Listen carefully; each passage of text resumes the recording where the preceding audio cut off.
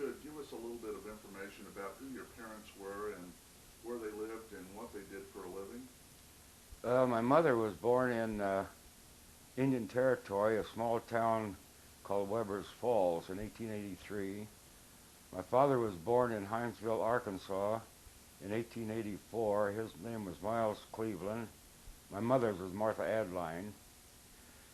They were married in 1900 in Little Rock, and they had two sons and two daughters born in Oklahoma Territory.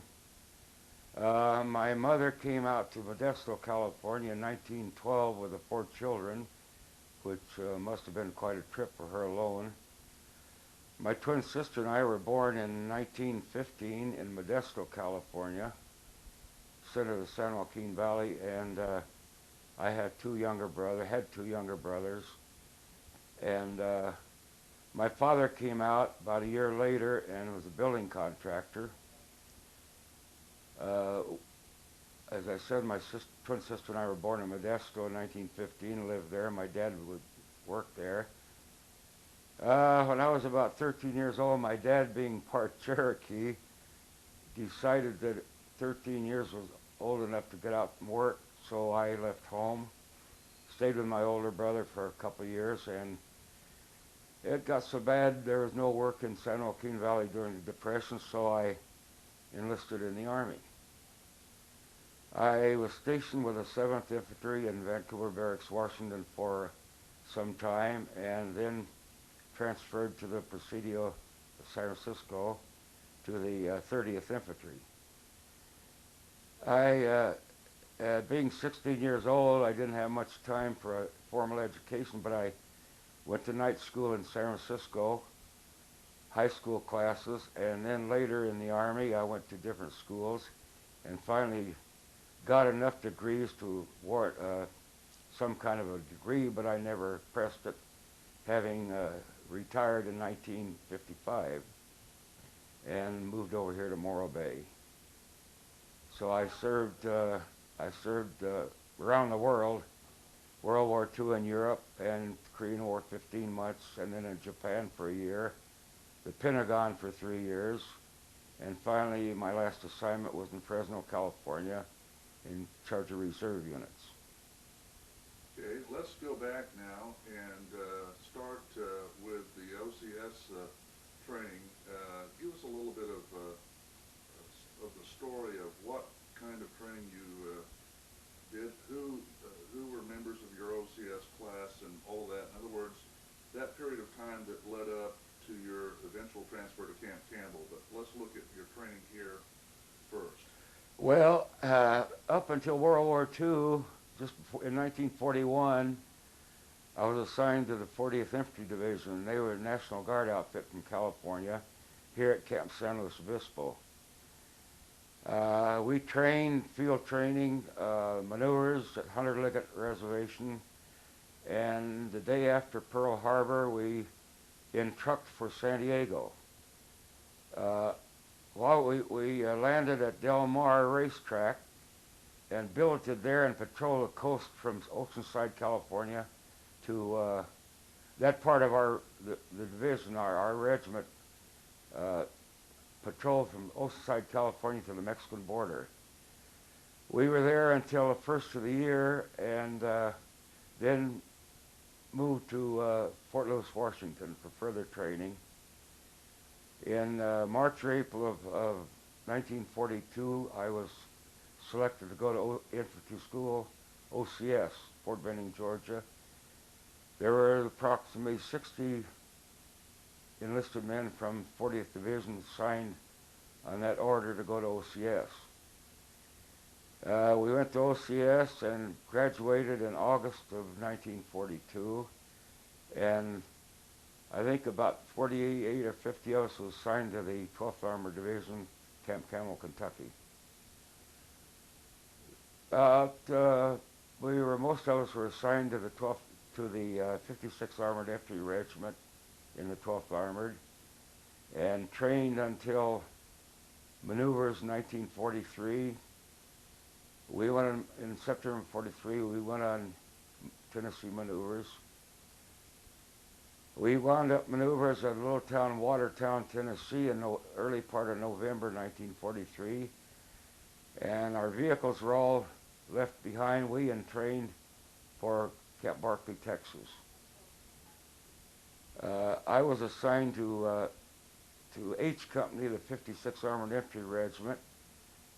In January of '43, I took command of the H Company, and after maneuvers, we were redesignated different, separate battalions. My battalion, the 3rd Battalion, was redesignated the 56th Armored Infantry Battalion. The 1st Battalion was the 17th Armored Infantry Battalion. The 2nd Battalion was the 66th Armored Infantry Battalion. We trained there at maneuvers and until we received orders overseas in latter part of August 1944. Going back to Camp Campbell, I'm going to look at Campbell and the Tennessee maneuvers and Barkley. Could you describe the different kinds of training you were doing and how they were different? In other words, how your training was staged from Campbell into Tennessee and then eventually at Barkley? Well, from the beginning of training until Tennessee maneuvers, it was mostly platoon training, firing weapons, small unit tactics, and then enlarged to company tactics, company maneuvers, weekend problems, sometimes 4 or 5 days at a problem. And our companies were attached to separate tank battalions for the problems until we went on maneuvers, and there we were company combat command problems, tied up with tanks and artillery. Then we went on corps test problems to decide whether we had passed the corps tests or not. We had 2 corps tests, and then we were ready to go overseas. Then we left Camp Barkley by train and went to Camp Shanks, New York, for embarkation to Europe. What is your memory of General Brewer? Do you have any? Well, actually, we didn't have too much to do with him.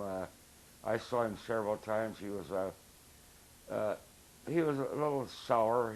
He wasn't a personality. Let me put it this way. I don't think during the time he was with the division, I don't think I talked to him more than one time, and that was to answer a question. Do you know of anything that was behind his relief there in the summer of '44 at Barkley? No, I don't, except I heard a rumor that he had fouled up on the corps test problem and was relieved and reduced to colonel. That's about all I know of it. What about the other officers that came with you? Could you just name some of them who were in the 56 and other places in the 12th?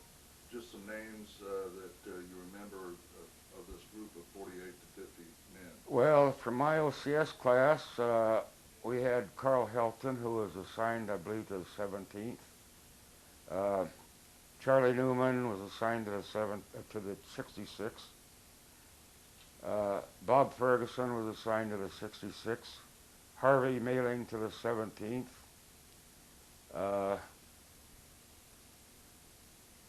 I was assigned to the 3rd Battalion, which of the 56th. Charles Yates, George Yates from the Monterey area. Clyde Maddox was in my battalion. Sal Gagliardi was in my battalion. We were all from California in the 3rd Battalion, which later became the 56th Armored Infantry Battalion. Now, what about Camp Barkley? going back to Barclay, could you describe the living conditions, the barracks, the layout of the 12th Armored Area? Well, the officers had hutments. The enlisted men had hutments and barracks. When we arrived there, there was one thing we really noticed. We went into Abilene for dinner, and whereas in Clarksville, Tennessee, Hopkinsville, Kentucky, we got very little meat, and it was poorly prepared. I have to be frank about it. We got to Camp Barclay, went into Abilene, and went in to order dinner, and we got a plate the size of a table with a steak about 24 ounces, potatoes and salad, coffee, dessert for $1. That was amazing for us. That's one of the things I remembered about Camp Barclay. Also, I remembered Abilene was dry. No liquor in Abilene. Did that prove a problem for the men of the 12? No, we had our own out in the camp. We had our beer halls. What other impressions remain with you of Abilene in terms of the relationship between the military and the civilian? Well, there was a lot of military had their families in Abilene. I don't think any of them had a problem getting a place to stay. It may have been a little higher rent. I don't know because I lived out in the camp. I visited several homes in Abilene. The people were very nice and friendly. But as I said, I was a bachelor and I didn't get in there too often. What about recreation for young bachelor officers? What kinds of things did you do? Well, to be truthful, there was very little recreation other than what we made up ourselves because we were going all the time. We were in problems most of the time. To me, I don't remember that there was too many athletic teams or something like that. Now, when you entrained, what do you remember about the day that the troops got on the train and the trip to Camp Shanks? The first thing I remember about leaving Camp Barclay was my mess was inspected twice and failed to pass. So I was held up. I had to have my mess hall inspected twice, and kitchen. Then we entrained, and most of the first part of the trip was at night, up through the northern states into Canada, and down to Camp Shanks. I think, if I remember, there were 7 train loads left the area on different routes going to Camp Shanks. What happened when you got to Shanks? At Shanks, well, prior to going to Camp Shanks, we had a shakedown of the troops. We inspected every man's equipment, every bit of his equipment. If it was a slightly bit worn or torn, he got new equipment. At Camp Shanks, as I remember, very little happened because we weren't there too long. My memory of Camp Shanks was very short. Did you get a trip into New York City? I made one trip. Clyde Maddox and I went in one evening and looked around. As far as I'm concerned, the city was too crowded. We got it home about midnight. Tell me a little bit about the voyage. The voyage, as far as the officers were concerned, frankly, it wasn't bad. We were on the HMS Empress of Australia. We had cramped quarters, but the troops themselves down in the holds were, I'm afraid, were very uncomfortable. From what I remember, we were told that the ship had brought a bunch of German prisoners of war. The holds were wet, had water in them, and barbed wire still crossing the top of the holes. I think most of that was taken out before we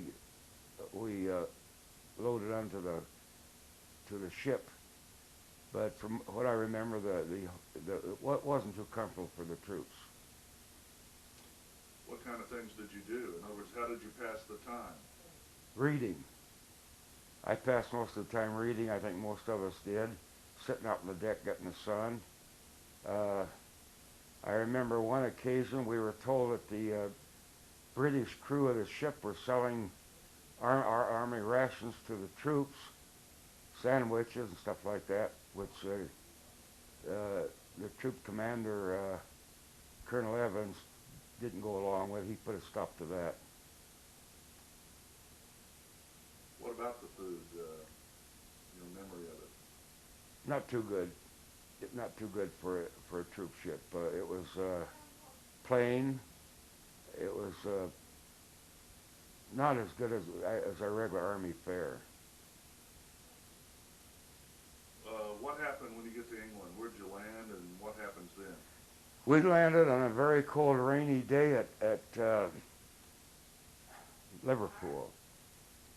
We got out. We got into an old building, a shed, huge shed, which most of the roof was gone. We were soaking wet. We got all of our equipment out of the ship, the records and stuff like that, and got on a train. It was at night. We went to an airfield that night by train, landed at this airfield somewhere in the midst of England, stayed overnight. The next day we got on a train and went to Salisbury for Tidworth Barracks. We were encamped in tents out in the woods, raining all the time. We did very little except try to keep dry while the time we were at the camp. Actually, there was very little to do while we were there, and we were there a short time. Okay. What about training and new equipment? If I remember, we got our vehicles, all of our vehicles at Camp Shanks. We did very little training except getting ready to go over to France. To tell you the truth, I can't remember now what training we did at Camp Shanks. Now, you mean Tidworth Barracks? Tidworth Barracks. I'm sorry, Tidworth Barracks. What do you remember about the crossing? Or the word, when did you get the word that you guys were going? Well, we got the word one day and left the next. We got on board ship at Southampton. The ship's chief officer was a heavy-set Englishman in short white pants, roly-poly sort of guy. He had the officers down in the officers' lounge telling us what to do in case the ship was hit by the enemy. He got through part of his speech, and there was a loud noise. The ship stopped. He took off and ran upstairs on deck, and our ship had sideswiped the front end of another ship. We had to go back and reload on another ship to go back to Le Havre. I don't know what actually happened except there was a hole in the side of our ship that we had to go back. So, did you offload and load right away? Right away. What do you remember about the landing at Le Havre? Cold and wet. We landed at Le Havre.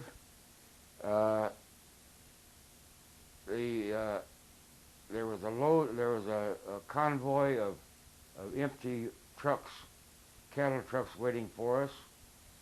We got on the trucks and sat there several hours in the rain, no tops on the trucks, until another ship came in, loaded the rest of the convoy, and I think we rode, if I remember correctly, about 60 miles to Alfay. I think it was Alfay, France, and unloaded there.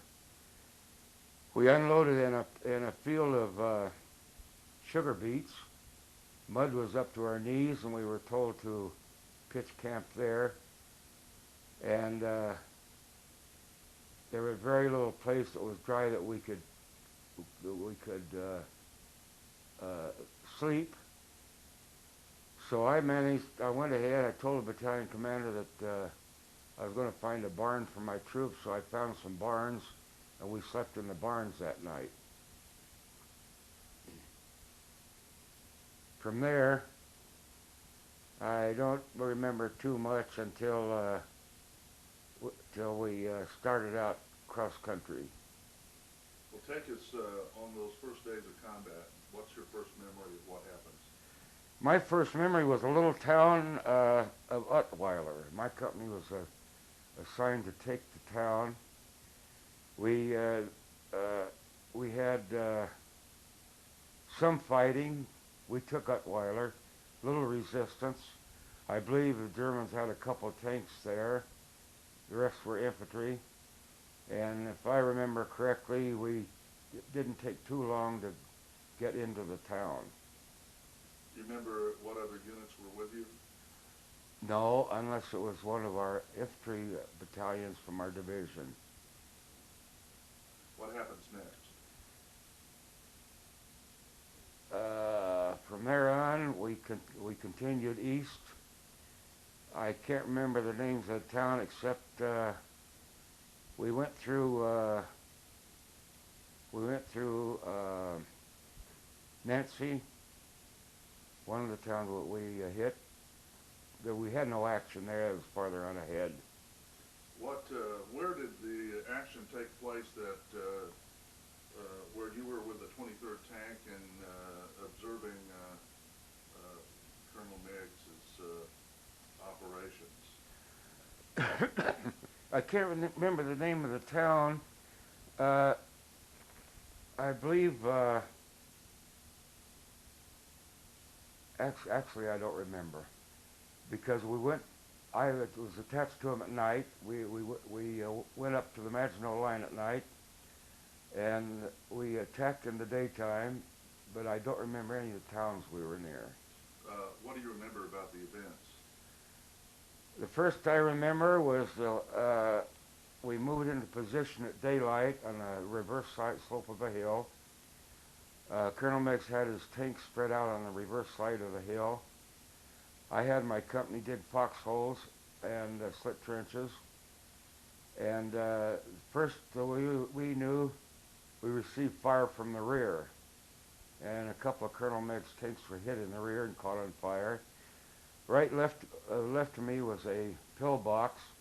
I was on top of one of the tanks, and I jumped down.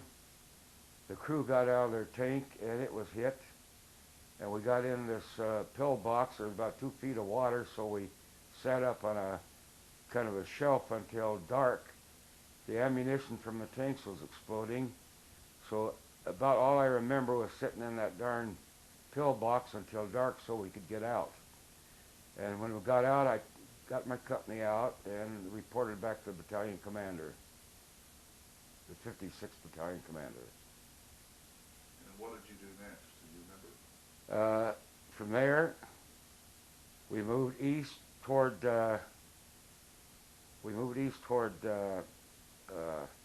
through fast toward Herlesheim. We billeted in a little town about 50 or 60 miles west of Herlesheim, and the night we got there, it was near a town called Sargamines, I believe. And we had an officers' meeting that night, started back to our CPs. We got a call from the battalion headquarters for the company commanders to report back. We reported back, and we had orders to move east toward Herlesheim. Now, what about Colonel Meigs? Now, he was killed before this. Before we go into the Herlesheim action, why don't you tell me anything you remember about that? Before we went into Herlesheim, I was detached from my battalion assigned to attach to Colonel Meigs' 23rd Tank Battalion. We were at the reverse slope of this hill, as I mentioned before, and fire from the rear started hitting his tanks. Colonel Meigs was standing up in his tank waving his map case, and a couple of his company commanders called to him over the radio to get down. His tank was hit, caught on fire, and one of the first shells hit him standing up in the tank, and Colonel Meigs was killed. from what I hear, an infantry division had made a night. One of our infantry divisions had made a night attack on our right flank the night before and bypassed 3 German pillboxes. And it was these 3 German pillboxes that were firing at us. As I said, the next morning after the German tanks had after the Germans had hit our tanks, I took my company out of there and reported back to my battalion commander. The colonel of Meg's battalion was taken over by his executive officer. I didn't know him, and he was a nervous wreck, and Major Bill Comfort, the S3 operations officer of the 23rd Tank, I understand, took over his battalion. Okay. Now, you've just gotten orders to head east towards Herlisheim. Pick that story up there. We received orders after I got back to the battalion CP. We received orders from our battalion commander that we were to head east that night. Cold and rainy, wet. A lot of their highways were nothing but stones, slippery when wet. And we managed to get to this little town, 50 or 60 miles from Herlisheim. And we moved from there toward Herlisheim, and I think the town we wound up in was named Bischweiler. And we got in there, reported to the battalion commander, received the orders to attack the next morning toward Herlisheim.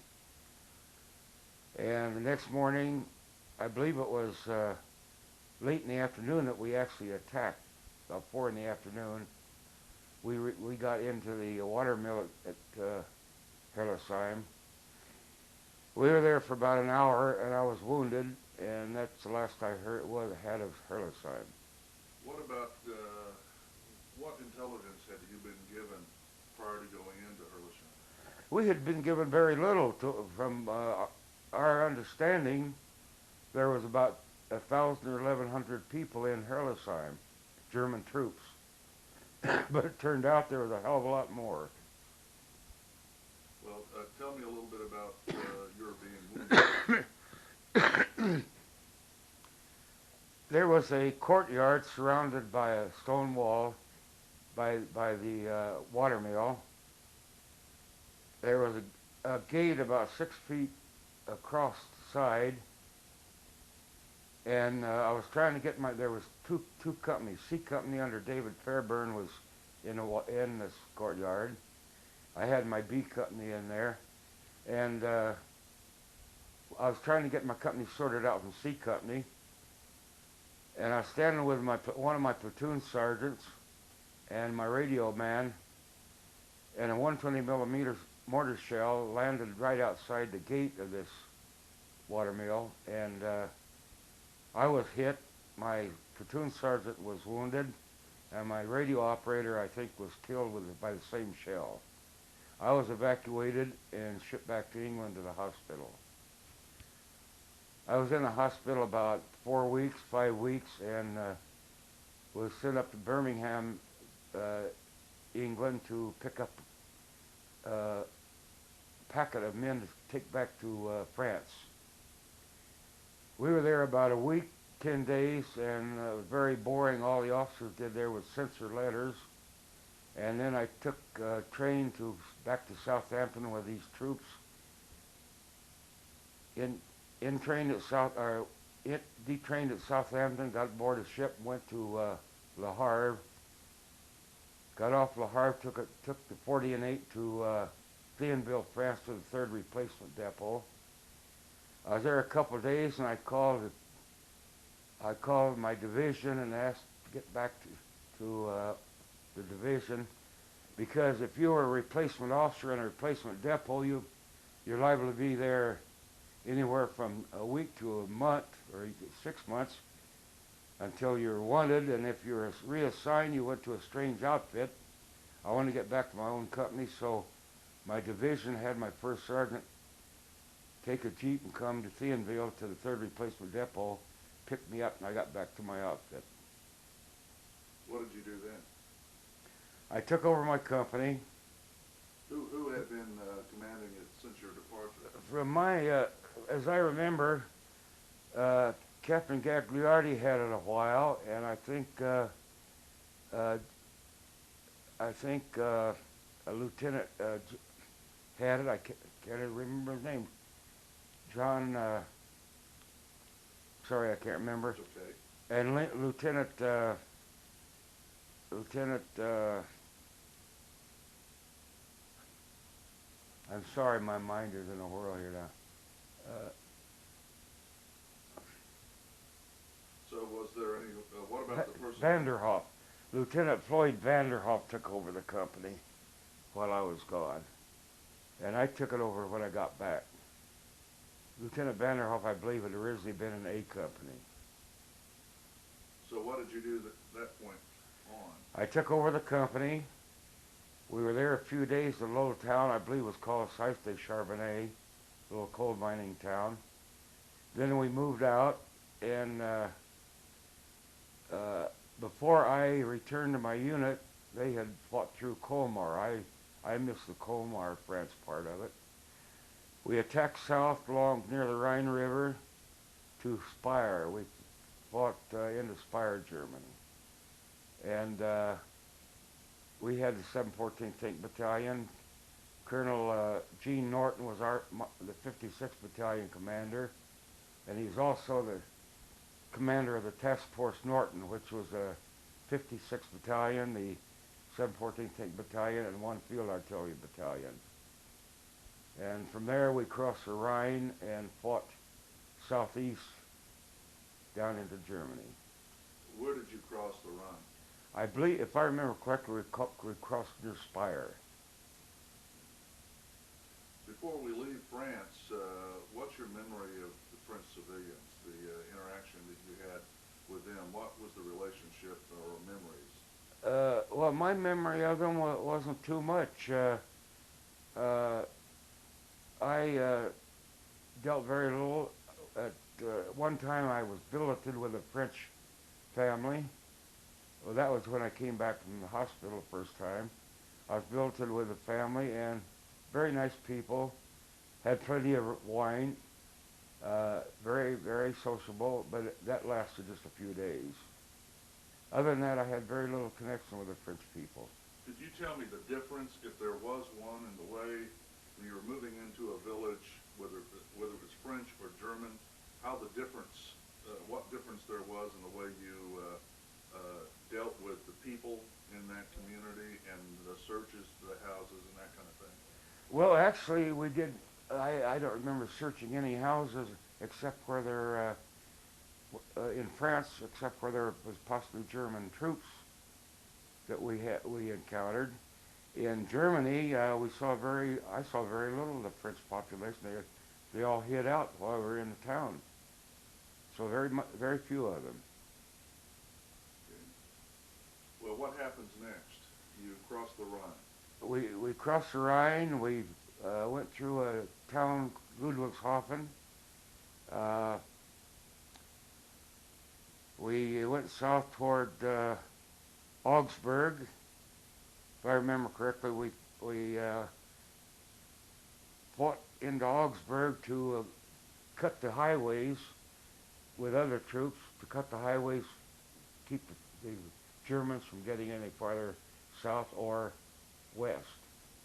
From there, we fought down toward a town, Ingolstadt, toward the Danube River. And from the Danube River, we went east, as we were. We fought west toward a town called Dillingen. And the 66th Armored Infantry Battalion had captured the bridge at Dillingen. And we moved across there. We went south for maybe 10 miles. We went west toward Ulm, and then south again toward Munich. We fought toward Landsberg first, which was a DP or a internment camp. I didn't get into Landsberg. We crossed the river, but I was slightly wounded in the left arm and leg, and was back at the aid station, was treated, and didn't go back to my company for several days. And when I got back, went, we didn't receive too much opposition until we got to a little town near the Bavarian Alps. And there we waited for the French 2nd Armored Division to bypass us. We had orders into Austria, and we were there maybe a week and received word that the war was over. And at that time, we lost all thoughts of fighting. Our battalion moved back to a little town on the Danube River called Lauenden, and from there we started falling apart, going back to the States. What happens to you? I stayed with the I stayed with the 56th Armored Infantry Battalion until July the 4th. I received orders to report to 100th Infantry Division headquarters nearby. I reported there and was chosen by a regimental commander of the 398th Infantry Regiment as regimental operations officer. The regiment and the rest of the 100th was training to come back to the States to invade Japan. So we were on the alert, heavy infantry training, rifle firing, submachine gun, small tactical problems until the war was over in the Far East. And at that time, I requested reassignment to the 1st Armored Division, and Colonel G. Norton, who had left the 56th, was assigned as battalion commander of the 11th Armored Infantry Battalion. So I went to his battalion as S3. He left for the States in September, October. I took over the battalion, and we moved to Stuttgart, Germany. I was commanding the battalion there until December, and was ordered by Corps headquarters, 6th Corps headquarters, to report to Heidelberg to a 7th Army Officer School as an instructor. I was an instructor there in January, and in February I requested reassignment to the 1st Armored and was sent to a little town across the river from Mannheim in command of the 6th Armored Infantry Battalion. We were there about a month and were notified that we would be converted to the U.S. Constabulary. Around the end of February, we went up to a little town of Giesling, and a lieutenant colonel from the 4th Armored came in as battalion commander, and I was assigned as executive officer, and we were redesignated 12th Constabulary Squadron, and I remained with the 12th Constabulary Squadron as XO for a while and was redesignated Provost Marshal. We were charged of 5 land crises or counties to patrol as constabulary, and I was Provost Marshal in charge of the patrolling until April of 1947, and I returned to the United States. I landed in New Jersey. Can't remember the name of the post. I was assigned to Los Angeles as unit advisor for the 13th Armored Division, which was a reserve unit in Southern California. I was there until September of 1948. I was reassigned to Fort Knox, Kentucky as operations officer for the 3rd Armored Group in the 3rd Armored Division. I was there until July or August of 1950, when the Korean War broke out, and I was assigned to Fort Sheridan, Illinois,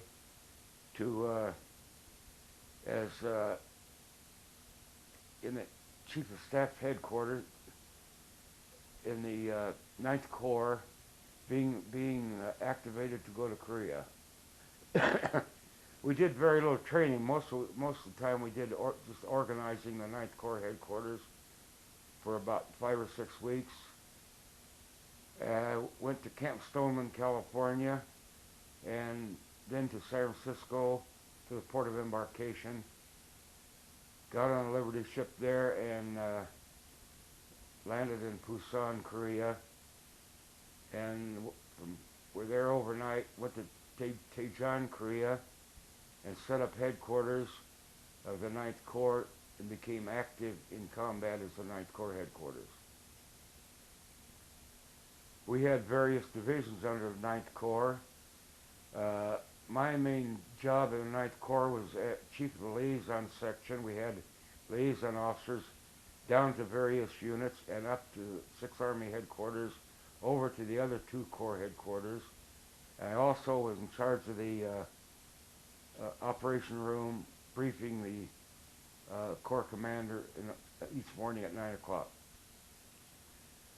I was there until November 1951 and was reassigned to Japan to Camp Sendai with headquarters of 16th Corps, which was operating out of Camp Sendai. We had the division at Camp Schimmelpfennig, Infantry Division. I believe at the time it was the 40th Division, the California National Guard, who'd come on active duty. And up in northern Korea, the 1st Cavalry Division. So our job was advisors and observers and instructors for the 2 divisions. I remained there until September of 1952 and was reassigned back to the States to the Pentagon. I was assigned in the Chief of Reserve Officers and ROTC headquarters. We were our officers section was officers reserve section was charged with liaison with the units throughout the United States. So most of my time was spent touring the United States, visiting reserve units as a liaison with our chief back in Washington. Our chief at the time was a Reserve Major General who later became Assistant Secretary of the Army for Manpower and Reserve Forces. He was a Major General Hugh Milton, who was an outstanding Reserve General. From the Pentagon in 1955, I was assigned to California as a reserve advisor to reserve units in the San Joaquin Valley with my headquarters in Fresno, California. I was there until I retired in December of '57. Great. That about does it, Art. Does it for me. Let me ask you a few other questions. Let's go back to the 12th Armored Division. Looking back over time, you've talked a little bit about some of the officers. Are there any first sergeants or enlisted men that stand out in your mind, in your memory of making an impression on you? Excuse me. My first sergeant was Ray Harvey. I didn't get too well acquainted with Harvey. He was sick and was reassigned shortly after I went to the company. We got another sergeant. I won't mention his name, but he signed a 3-day pass for himself one weekend when we restricted the camp, and I sent him a wire to return immediately. I went down to my office on Saturday morning and asked where the first sergeant was, and was finally told that he had written himself a pass. So I went over to the Signal Corps and sent him a wire to return home immediately, or to return back immediately, and he didn't show up till Monday. So I took him up to the regimental commander, Colonel John Evans, and told Colonel Evans what had happened. And he told me that he didn't like to reduce the first three grader, so he said he would reassign this sergeant and send me another first sergeant. So he reassigned this man, and a first sergeant from one of the other companies was assigned to him, Sergeant James Nixon. And James Nixon was a very efficient first sergeant. We got along fine. He and my mess sergeant had a few squabbles, but that's ordinary in a unit. I had 4 darn good platoon sergeants. Sergeant Monkwitz was one. Sergeant Gene Monkwitz, Sergeant Rick,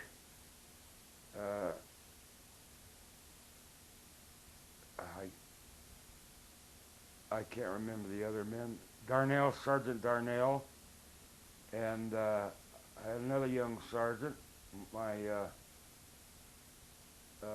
fourth sergeant.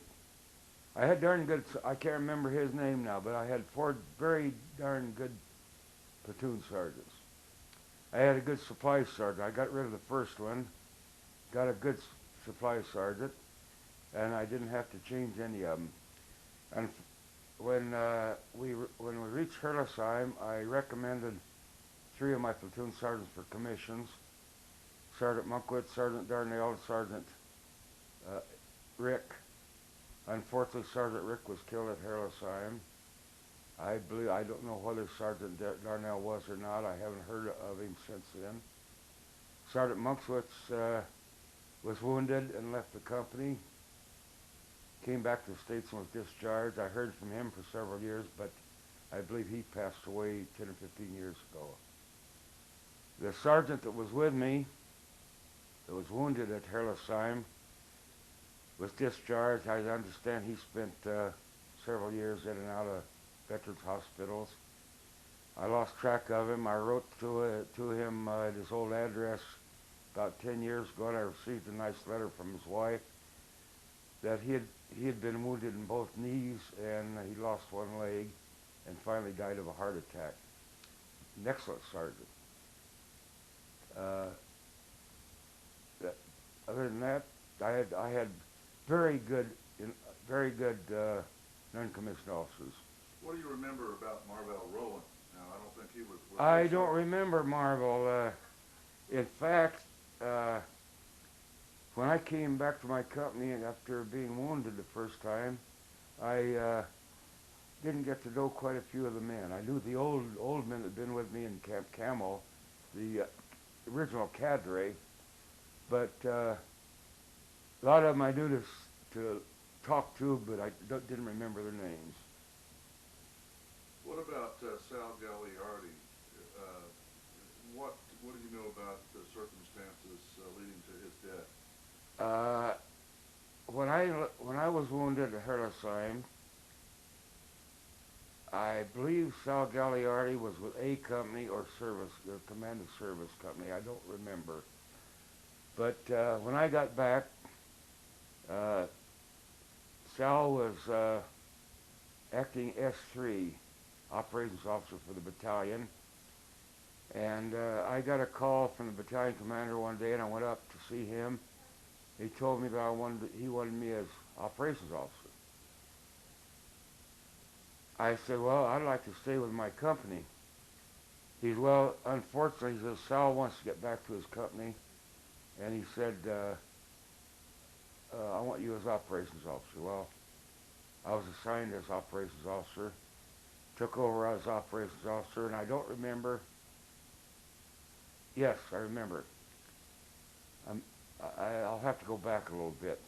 I stayed with my company. We were moving south. The headquarters put their CP in a little house outside of a village. Sal was on top of a light tank which was used as an S3 tank, and he was shot by a sniper and killed. Was shot through the neck and died immediately. To me and to the rest of the people in the 56th cell was one of the most wonderful people I ever knew. Good officer, an excellent officer, good guy all around. He and George Yates, Clyde Maddox, and I all buddied around together all the time we were in the 12th Armored. And Sal's death broke it up. Sal was the only one of us from the 56th or from the old regiment that was in the same OCS class that was killed in combat. Charles Newman was in our OCS class with the 66th Regiment, 66th Battalion in combat. Later went to Korea and was executive officer of the Tank Battalion, and after about a week he was killed in combat. He's the only ones I knew that were killed in action. I know that you had mentioned to me earlier that you had sort of followed General Allen around in your career. Could you give me your assessment of General Allen as a commander? I'll be frank with you. As a company commander, I didn't see much of General Allen during the war. I don't believe in combat. I saw him once. That doesn't mean to say he didn't get around. But when you're in combat, you don't pay too much attention to who's sneaking around looking at you. I saw my combat commander quite often, Colonel Bromley. I thought Colonel Bromley, he wound up as a major general before he retired. I thought Colonel Bromley was an excellent officer, except I cussed him out one time, found out he was right behind me. I don't think it helped me much, but I liked Colonel Bromley personally. I thought he was a good officer.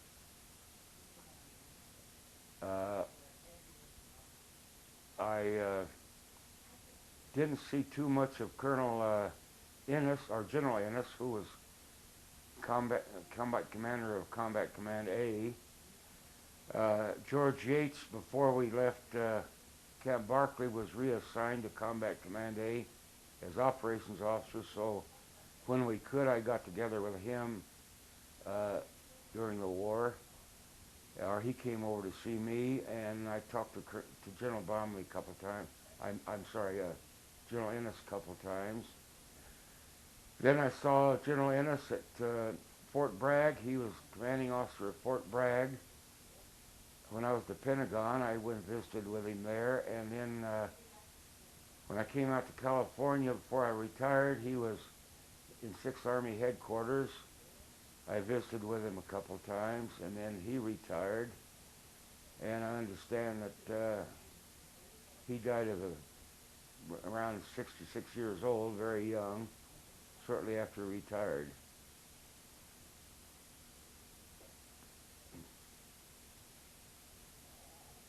Well, let's see.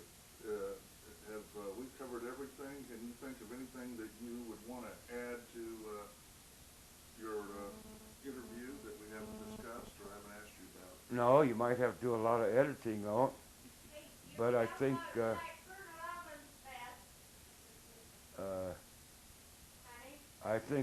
we had a great division. All the troops were great. I never ran across one person there I didn't care for. I ran across some of the ex-12th Armored in my trips after the war, but none that I could say wasn't a good officer or a good enlisted man. What did you know about the association? Were you present when they organized that initially? No, I wasn't. I think at that time I was in, if I remember correctly, shortly after the war was over, we had a meeting where they talked about it. And I think Gene Norton was the first president. But I didn't see or hear much of that until Fort Knox, Kentucky in the late 40s, and we had one meeting in Louisville in 1949 that I attended, but unfortunately I haven't attended a meeting since. What about Colonel Evans? What do you know about him? Colonel Evans, I thought, was a great great guy. He was a lieutenant colonel, our regimental executive officer, when we first reported to Camp Camel. Our regimental commander was Charles Owens. He was 49 years old, and the powers that be decided he was too old to lead a regiment in combat. So he was reassigned, and Colonel Evans was promoted to full colonel and took over the regiment and was the regimental commander until maneuvers were over. And then we were redesignated separate battalions, and Colonel Evans was command of one of the combat commands until we got overseas. And I believe when we got overseas, he was redesignated as division trains commander. And I didn't see too much of him until after the war was over. And then I served under him at Fort Knox, Kentucky, in 47, 48, and didn't see him again until he retired. But I thought he was a great person, great officer. Any of your friends who are officers married, and what I'm getting at is, what was your observation of their experience of trying to find places to live, and was the general usually cooperative in allowing wives access to the post and that kind of thing?